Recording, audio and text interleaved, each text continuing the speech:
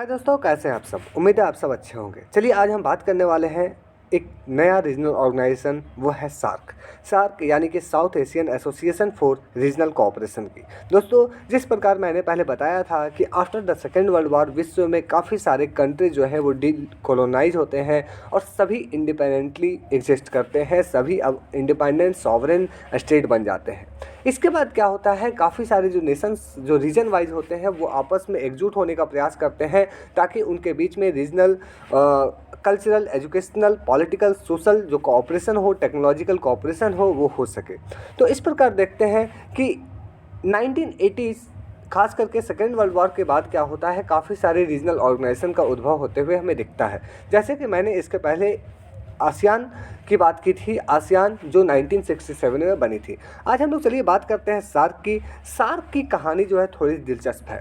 SAARC का जो उद्भव होता है, इसका जो एक ओरिजिन होता है, वो बांग्लादेश के राष्ट्रपति जिया उर रहमान का माइंड से होता है। जिया उर रहमान जो एक खुद डिक्टेटर थे, लेकिन उन्होंने अपनी सत्ता को लेजिटिमाइज करने के लिए सार्क जैसे रीजनल ऑर्गेनाइजेशन की बात की एवं यहाँ साउथ एशियन नेशन में कोऑपरेशन बढ़ाने की कोशिश की।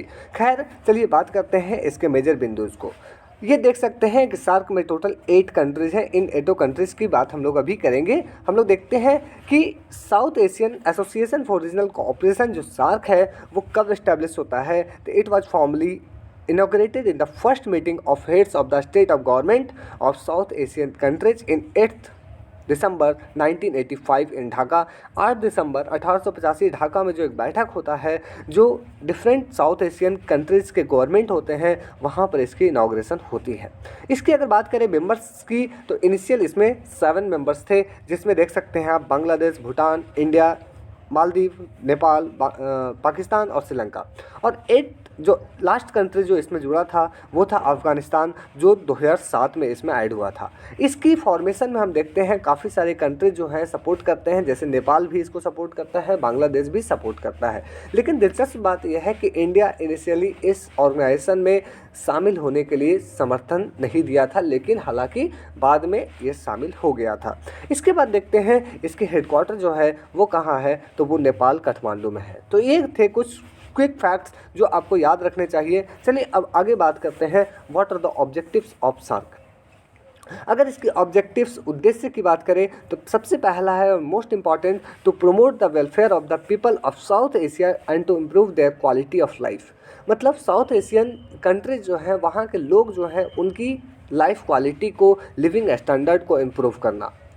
Point number 2, to accelerate economic growth. Note, यहाँ पे हम लोग देखने को मिलता है, चाहे कोई भी ऑर्गेनाइजेशंस हो, उनकी एक मेजर जो गोल होती है, मेजर जो फोकस होती है, वो इकोनॉमिक ग्रोथ और इकोनॉमिक सस्टेनेबिलिटी को आगे बढ़ाने की ज़रूरत होती है। तो इसकी भी है to accelerate economic growth, social progress and cultural development in the region and to provide all individual the opportunity to live in dignity and realise their full potential. Very good. इसके बाद to promote and strengthen selective self reliance among the countries of South Asia. South Asia country आपस में self reliant हो सके, एक दूसरे से cooperate करने के साथ।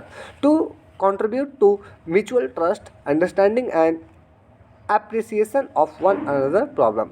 साउथ एशियन जो कंट्रीज़ हैं वो एक दूसरे कंट्रीज़ के प्रॉब्लम्स को समझें, एक दूसरे को समझते हुए म्यूचुअल ट्रस्ट को डेवलप करें, एवं one for all for one का जो कॉन्सेप्ट है, एक सभी के लिए, सभी एक के लिए, वो कॉन्सेप्ट जो है जहाँ पर सभी एकजुट होकर आगे बढ़ने की बात करते हैं, वैसे कॉन्सेप्शन को लाने की कोशिश की गई। इसके बाद जो है to promote active collaboration and mutual assistance in the economic, social, cultural and technical and scientific field. मतलब सिर्फ इकोनॉमिक में ही ग्रोथ, इकोनॉमी में ही कोऑपरेशन नहीं, बल्कि साथ ही में सोशल, कल्चरल, टेक्निकल और साइंटिफिक फील्ड्स में भी सारे देश एक दूसरे को कोऑपरेट करेंगे, ऐसी इसमें बात की गई। इसके साथ साथ तो strengthen cooperation with other developing countries, जो अदर डेवलपिंग कंट्रीज हैं उनके साथ भी कोऑपरेशन करने की बात की। To strengthen cooperation among themselves in international forum on matter of common interest. अगर इंटरनेशनल फोरम में कुछ कॉमन इंटरेस्ट की बातें हो रही है तो उसमें समर्थन देना, सभी का एक साथ मिलकर एक मंच पर खड़े आकर एक आवाज़ में अपनी बात को उठाना, ये भी इसका एक मेजर ऑब्जेक्टिव है। इसके बाद to cooperate with international and regional organisation with similar aims and purposes. मतलब इंटरनेशनल एंड रीजनल ऑर्गेनाइजेशंस में जो एम्स एंड पर्पसेस है उसको आगे बढ़ाना, उसको उसमें काम करना। अगर हम लोग प्रिंसिपल्स की बात करें तो कुछ प्रिंसिपल्स जैसे कि आप देखते हैं कि 1954 में जो पंचशील एग्रीमेंट साइन किया जाता है बिटवीन इंडिया एंड चाइना, वो पंचशील एग्रीमेंट का एक बहुत बड़ा असर यहाँ भी देखने को मिलता है। यानी कि respect for sovereignty, territorial integrity, political equality and independence of all member states, ये इसका एक मेजर प्रिंसिपल है।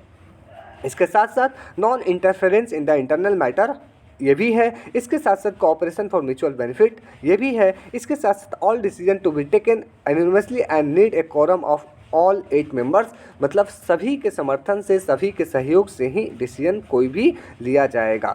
इसके साथ साथ ऑल बायलैटरल इश्यूज़, जितने भी बायलैटरल यानी कि दो कंट्रीज़ के बीच में जितने सारे इश्यूज़ होंगे उसको यहाँ डिस्कस नहीं किया जाएगा, बल्कि जो कॉमन इश्यूज़ होंगे, कॉमन मैटर्स होगा, उसको यहाँ पे इश्यूज़ होगा। और यही पॉइंट देखने को मिलता है कि वो एक बहुत बड़ा हिंड्रेंस है, क्योंकि इंडिया पाकिस्तान का जो कॉन्फ्लिक्ट है वो सार्क पे बहुत ज़्यादा हावी हो जाता है। इसके बाद हम लोग बात करते हैं एरियाज़ ऑफ कोऑपरेशन। अगर हम लोग देखते हैं कि हम सार्क के साथ किस तरह से कोऑपरेट कर सकते हैं, किस एरिया में, तो उसमें agriculture and rural development, investment and commercial dispute settlement, biotechnology, culture, economic trade, education. जैसे कि आप देखते हैं सार्क यूनिवर्सिटी जो खुद है वो इंडिया में न्यू दिल्ली में एस्टेब्लिश्ड है। लेकिन दिलचस्प बात यह है कि ये यूनिवर्सिटी एस्टेब्लिश तो हो गई, लेकिन ये सारे 8 कंट्री से इक्वल नंबर में लोग यहाँ पढ़ने नहीं आते हैं। मतलब इसकी जो एक कोऑपरेशन होनी चाहिए वो भी इफ़ेक्टिवली नहीं दिख पाती है। खैर, हम लोग बात करते हैं आगे एरिया ऑफ कोऑपरेशन की, जिसमें एनर्जी कोऑपरेशन हो सकता है, environment, finance, food security, SAARC food bank, information and communication technology, poverty alleviation, science and technology, security aspects, drug and drugs related crimes जो है, टेररिज्म जो एक बहुत बड़ा हिंड्रेंस है, इसके साथ साथ social development, tourism, funding mechanism. तो ये सारे जो है वो हमारे बड़े एरिया ऑफ कोऑपरेशन हो सकते हैं। इसके बाद हम बात करें कि इंपॉर्टेंट सार्क समिट जो आज तक हुए हैं उनमें से कौन कौन से हैं। तो फर्स्ट समिट जो 7 दिसंबर 1985 में हुआ था, जहाँ पे ये सार्क नेशन जो है उनकी एस्टेब्लिशमेंट की गई थी, इसकी फाउंडेशन रखी गई थी।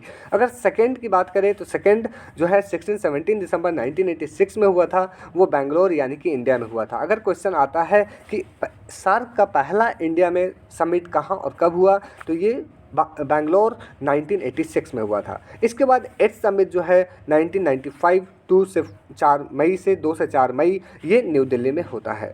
और यहाँ पे क्या होता है, जिस यूनिवर्सिटी की मैंने बात की थी सार्क यूनिवर्सिटी, वो एस्टेब्लिश किया जाता है 2008 में। इसके बाद देखते हैं 14 समिट जो होता है वो फिर से न्यू दिल्ली में होता है 2007 में। 18 समिट जो लास्ट समिट था वो 2014 काठमांडू में होता है। लेकिन उरी अटैक होने की वजह से जो 19 समिट होने वाला था इस्लामाबाद में वो कैंसिल कर दिया जाता है। तो दोस्तों आप समझ सकते हैं कि 2014 के बाद से इसमें अभी तक एक भी मीटिंग जो फॉर्मल होनी चाहिए थी वो नहीं हुई है, मानो ये सारी की सारी चीज़ें रुक गई हो। तो इस तरह से देखते हैं मेजर चैलेंजेस कौन कौन से हैं। तो South Asia continues to be plague with ongoing dispute among nations. SAARC में जो सबसे बड़ी दिक्कत है ये है कि जितने सारे कंट्रीज हैं उनमें जो बायलैटरल डिस्प्यूट्स होते हैं वो सार्क पे हावी हो जाती है। जैसे कॉमन सा एग्जांपल है उरी अटैक। जब उरी अटैक हुई तब भारत और पाकिस्तान के रिलेशन बहुत ख़राब हो गए, जिससे भारत जो है वो अब सार्क में शामिल होने के लिए जो इस्लामाबाद में होने वाला था उसमें वो डिनाई कर देता है। तो अब वो मीटिंग ही कैंसिल कर दी जाती है। तो इस तरह से and the countries of the SAARC are grappling with conflicts with their own national territories boundaries. तो सार्क नेशन की चूँकि बाउंड्री सबके एक दूसरे के साथ लगती है, तो जो हमारी टेरिटोरियल बाउंड्री डिस्प्यूट्स है वो भी एक मेजर चैलेंज बनती है बिटवीन द सार्क नेशन। इसके बाद tips between India and Pakistan have dominated SAARC since information in 1995 and played a central role of failing to boost economic growth and collective self reliance. जो economic growth की बात की गई थी, जो collective self Reliance की बात की गई थी, जो 1985 में सार्क एस्टेब्लिशमेंट के साथ शुरू हुई थी, वो सारी की सारी चीज़ें देखने को मिलती है कि इंडिया एंड पाकिस्तान के बीच में जो टिप्स है, जो डिस्प्यूट्स हैं, जो नॉन कोऑपरेटिव स्टेटस है, वो बहुत बड़ी हिंड्रेंस क्रिएट करती है।